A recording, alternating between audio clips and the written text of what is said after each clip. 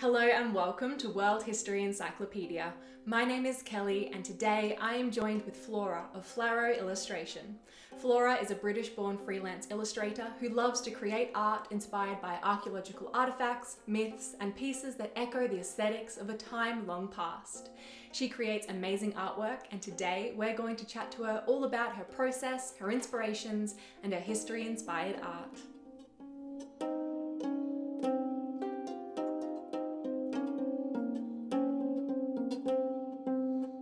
So when you were at uni, did you do a history degree or like an art degree, or what kind of stuff did you study that made you end up with this amazing career?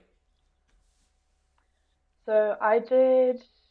So UMBC is the name of the university. It's like the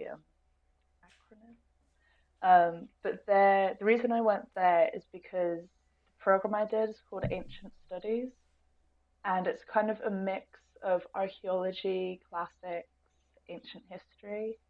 Because I was looking at other places, and I would have had to do my own mixed degree, like doing some classes in classics, some in archaeology, and others in just general history. So yeah, it was. I'm just gonna be repping UMBC the whole time.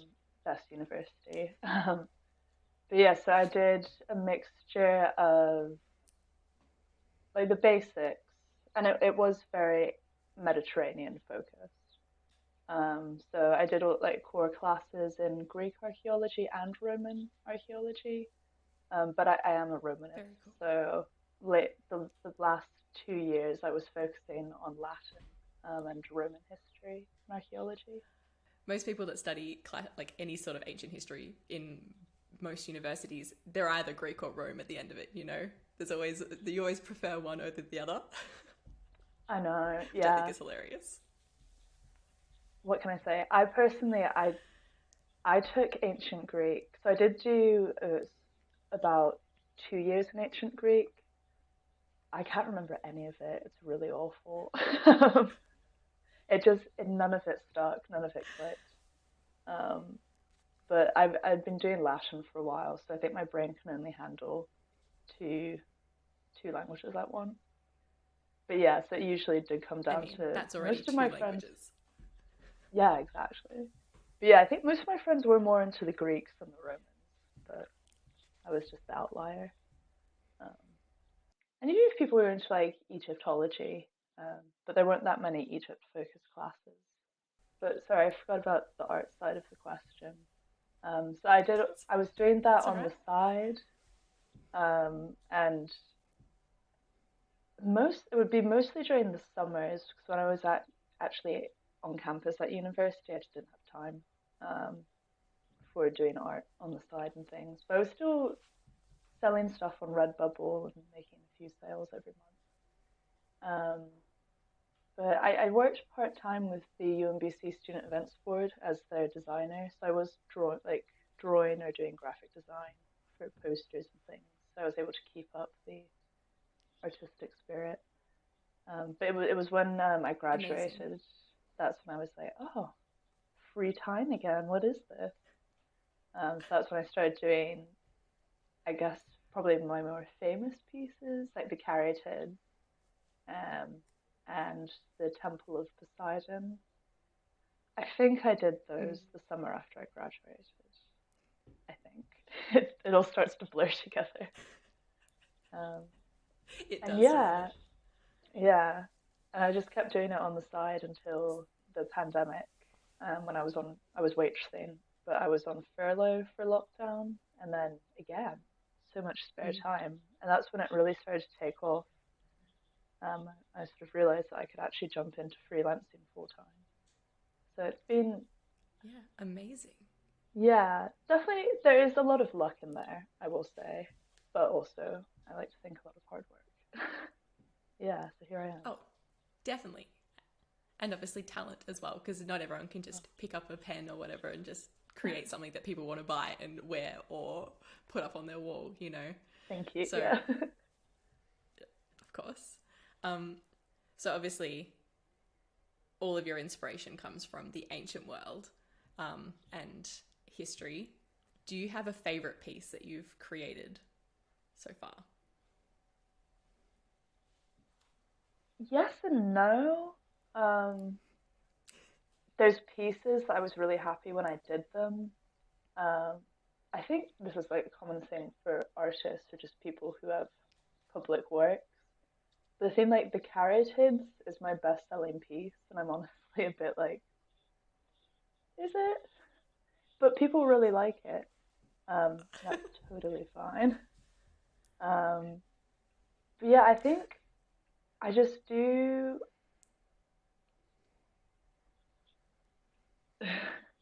like it is. I have like my set style, but each piece is so different for me and different things I was trying to do. Like I would say the Pompeii mosaic, Mm. which is just my take on the fishing mosaic, I think from the House of Fawn. That was definitely like my magnum opus for last year because I spent a week on that when normally pieces wouldn't take me that long. Um, Mm. but at the same time, it was more of a study piece. So I am still really happy with like the Homeric book covers, like your shirt, because I felt that's kind of one of the more complicated pieces I'd done, or I'd actually been able to create my own scene um, and do things. And I learned about gradient mapping, which I hadn't really used before, which is how I figured out how to do the colors and use such crazy colors, but make them actually fit together. Um, yeah, so I think the Iliad, the Homeric covers, right now is probably my favorite. Yeah. Um, and I still need to do the Aeneid, but I haven't done it yet. But I'm like, it At has to some be as point in the good as the future. previous ones. No, I know, but I do want to do it now because my style does change over time. So yeah, I look back at things I did before, like the Caryatids, and it is. I do think it's still recognizable as my style, but there's still a lot of it that I'm just like, I wouldn't do this now. So if I drew a Mm. companion piece, I feel So like you it want to wouldn't keep the be as together. Yeah, yeah, yeah. You don't want to like wait too long and then it be a bit of a, your style shifted and you're like, oh, it doesn't sort of mesh with the yeah. other two. No, Maybe. exactly. And I like when I saw these book covers, I was pretty obsessed with them. And I guess a lot of your work is based on, you copying you're copying art, you're doing all these things in your own style, but this was all your own creation. You've taken themes, you've taken characters and events from the books, and you've created a scene completely unique, which I think is awesome. And obviously, I'm obsessed because I'm wearing it. Yeah, yeah, no, you put it really well.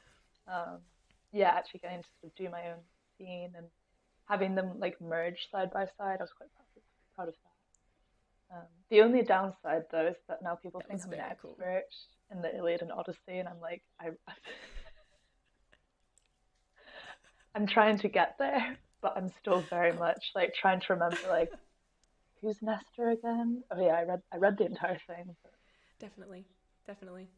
And I mean, I didn't read the Iliad or the Odyssey until this year, and I'm finished uni last year. Like, I didn't even do any of it in uni. So I guess it also depends on whether you study it as well in your course.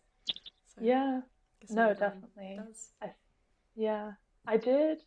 Well, you see, yeah, that's Yeah. me. I read, so I did grow up with a lot of classical history influence. So we, in the car, my mum would like be driving and things. We listened to like the children's Odyssey. Um, but yeah, I think this year was the first time I properly read the Iliad for sure, and also actually sat down and read the Odyssey in order. Because like one thing I Mm. really liked about my undergraduate is for a lot of the courses, um, the professors were like, I recognize that you all have jobs and are human. So these are the chapters you must read, but I'm not going to make you read this entire book in like the space of a month. So like I have read like the more important chapters. Obviously, like when I got to like the really advanced level, like for the Roman history, we did read the entire Aeneid. So again, this is outing me Wow. as the Romanist more than the Hellenist, having read the Aeneid fully, but not the actual Mm. canon. Yeah. It's like, oh, now I get all the jokes that everyone's been making and all of like the little inside memes that you don't get until you actually read. You're like, oh, that's what they're talking about. Yeah, exactly. Do you have anything that you'd really like to do that you haven't had a chance to work on or create yet, but you know that one day you wanna create it? Yeah, I mean the Aeneid book cover. But also one project that I've had going that's been in my like work in progress folder for probably nearly 5 years is a Roman Emperor series, but more specifically a Julia Domna series. Because I don't know if they're not on my portfolio anymore, but I did a Roman Emperor series way back in 2017, I think. So I did because my thesis was about the crisis of the third century and a bit about the second century. I focused on these emperors and did like a whole series, and that was really fun. And then I really wanted to do a matching emperor series, and it didn't work the same way, because I was so used to drawing like the masculine Roman iconography style. It just didn't really work with the female one. I don't know, like the sketches I was doing, I was like, I'm not doing these ladies justice. Um, and now my style is completely different from what I was doing with the Emperor series, but I really want to do the Severan women in my new style, because I just love them so much. They're awful, but in the best way, like very Game of Thronesy. So that's Love it. definitely something I want to do, but I'm kind of waiting until my skill reaches the level where I'm happy with it. What is your process in creating art based on history? Hmm.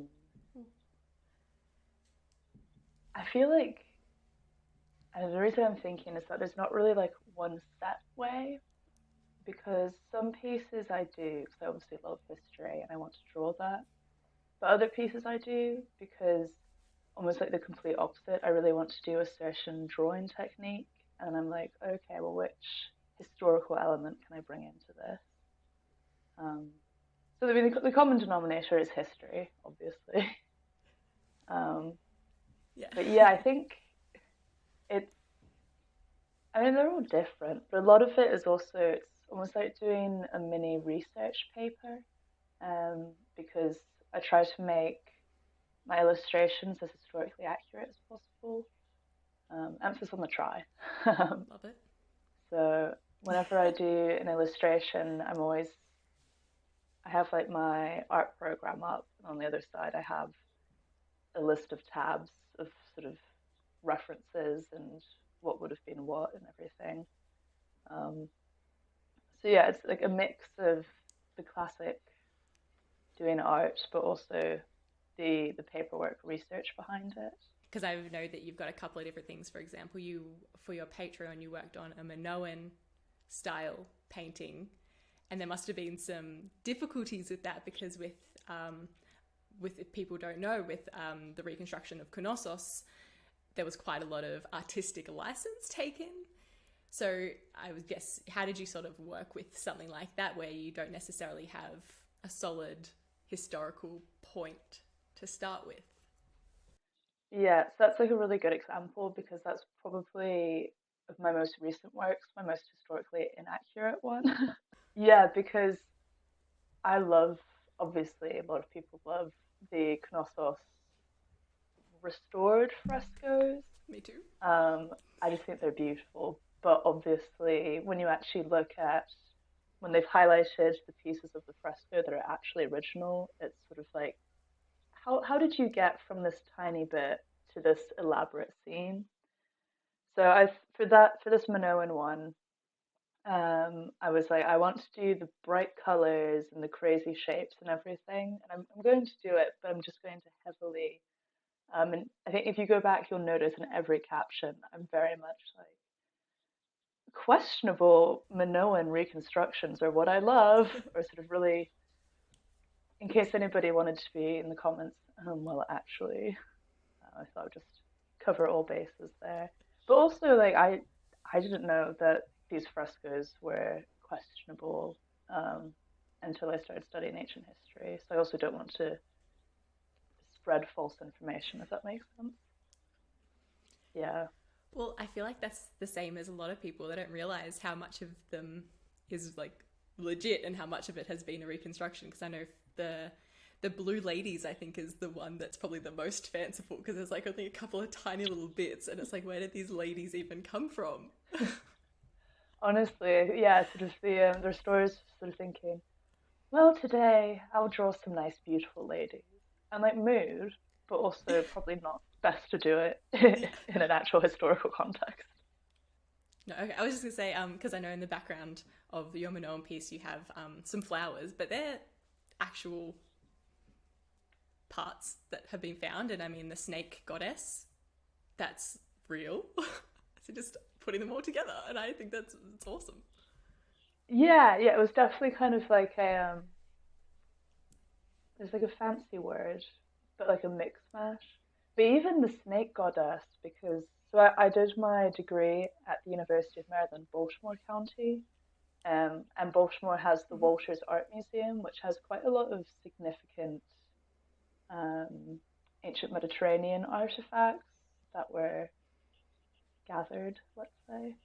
But they have a snake goddess figurine that I think was quite recently found to be fake. Um, and I know that across the world, the snake goddesses were often um, recreated in modern times. So the fact I was also drawing a snake goddess, I was like, this is just one huge questionable mess. But at the end of the day, I got to use some very fun colors, and yeah. Of course, I'm just repping your merch everywhere. I've also have a phone case which I bought because I was doing my honors thesis last year on Minoan iconography in Mycenaean contexts in Pylos, and a write-on that I was writing Oh, about I saw in your Minoan pottery painting, your ah, Minoan pottery artwork, and I'm like, well, I have to buy it. Like that's of I'm course. talking about that. Like I have to buy it. So thanks. Yeah, there's I call them the ancient pottery series, but that's really what started my ancient history illustration career because I did an Attic red figure series as a study guide for my archaeology class in undergrad. So yeah, I did like all the different types, and then people were like, "Oh, I really want to buy this." I was like, "Oh, okay." Yeah, and then it kind of progressed to doing different series, and yeah, doing the Minoan one was so fun because I got to sort of study in depth I'm saying this was a while ago, but yeah, like the sort of floral motifs or nautical motifs. There's lots of like different times. If I could travel back in time, lots of different times I'd love to go to, but definitely that period is one of them, and actually getting to see who was making these things. And because at the end of the day, a lot of it is just me Definitely. redrawing original art, but in a new context. So it's my own art, so it's fine. In it, yeah, it's your own art, and then it's accessible in so many different ways. Which is awesome Yeah. because you know what you're capable of. I'm sure. So you sit down, and you go, you know what, not yet, but one day. One day. Yeah. And I think another, sorry, I'm remembering now, another one in my work in progress folder that I haven't completely given up on yet, I would still like to do, is something with the Roman Forum. Not necessarily a Mm. reconstruction, maybe like how it is now, but doing this is where I originally got the idea for the illustration where I'm walking along Hadrian's wall and there's the ghosts of the Romans. My original concept for that Yeah. whole thing was the forum and then showing like the forum as it is now in moonlight and then having all the ghosts walking around. Again, because Beautiful. I know, but it's very complicated, and I think maybe I'll try that for this October. Get back to it. Um, Maybe my skills reach there. But I do. One of my themes of my work is even though I really like drawing the Romans, I found that I really stay away from military themes that has its own Just not really. stuff. I'm not that interested really in Roman military, I'm more interested in like the daily life and everything. So it was a bit weird to be drawing the Hadrian's Wall soldiers. So I was like, oh, I haven't actually drawn one of these in a while.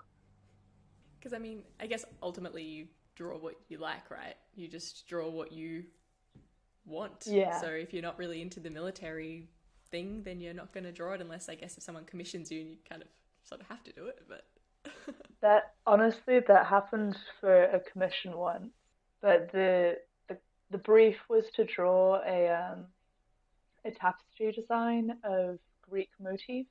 So I went with like lots of like flowery and my usual columns and things. But it was a gift for their husband. And they were like, this is wonderful, but I would like it to be a bit more masculine. Could you put some weapons in there? And I was like, oh, that's right. This is a whole other section. Yeah, a lot of like Greek stuff has the weapons. That is what I like about commissions is I get to sort of push myself into out of my comfort zone. It always turns out well. Don't worry. Um, but yeah, I get to sort of do things I wouldn't normally think of, and then they can go on to inspire later works. do you have anything currently in the works that you can tell us about? Yes, I mentioned this on Patreon. Um, but yeah, no, I can say it publicly. I'm starting to think of shipping my own products and opening up my own Etsy. So one of the things I need to do That's this exciting. week is for 2021. I'm not even touching the Christmas rush because I would die.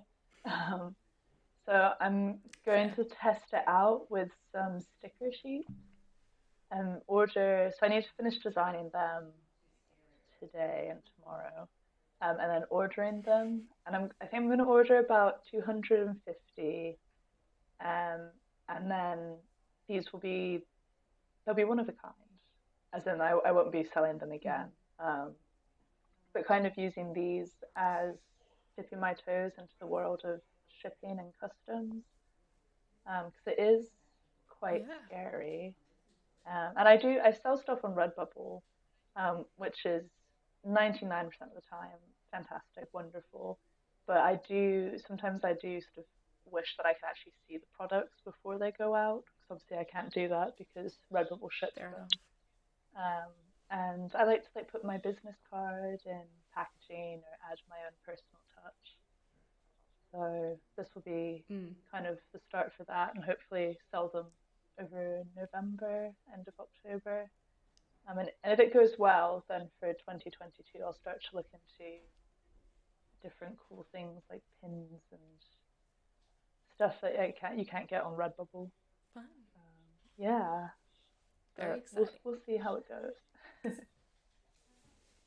I guess by like letting Redbubble take care of all of the hard work of actually figuring out how to ship it and print it and all that stuff, you then have to sort of give up the ability to make it personalized and add that touch and to make sure that everything is going out to the quality you would expect. So I guess it's a good idea Yeah, to start small and then work your way up. Because I guess also yeah, sticker sheets definitely. wouldn't be too expensive to ship either. No, Easier so thing they to would be start with. in a I preemptively ordered the envelopes on commission, but they would be in like these little things. So it's like cardboard and then paper on top. Yeah. I think the thing I'm most worried about Amazing. is that I would be shipping from the UK.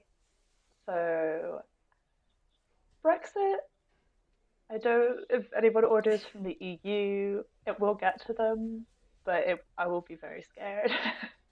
No, I won't be, but I'm definitely going to have I to guess, dedicate a day to reading. is there anything else you wanted to talk about in this little chat that you want people to know about or anything? One, yeah, one cool project that I'm doing now is I'm doing some illustrations for a museum um, along Hadrian's Wall. So Very cool. I don't want to like spoil their surprise and everything, but the gallery is going to be going up. It will be up by the end of October at the latest. So I'm going to be posting a lot about that. Until then, I haven't really mentioned it. Um, but the reason I bring this up is because even though I'm doing freelance now, I still really want to work part-time in a museum, especially like a Roman history museum. So that's the goal, is to Amazing. maybe do part-time there, part-time at the museum, then part-time illustration at home. Um, but if you work for a museum and you're watching this and you would like some illustrations, think of me. Yeah, great. Well, it was really nice to meet you. It was lovely to meet you too. Thank you so much for coming on. This video was brought to you by World History Encyclopedia. For more great articles and interactive content, head to our website via the link below. If you're interested in Flora's work, you can find the link to our website, social media accounts, and Redbubble down below. Thank you so much for watching, and we'll see you soon with another video.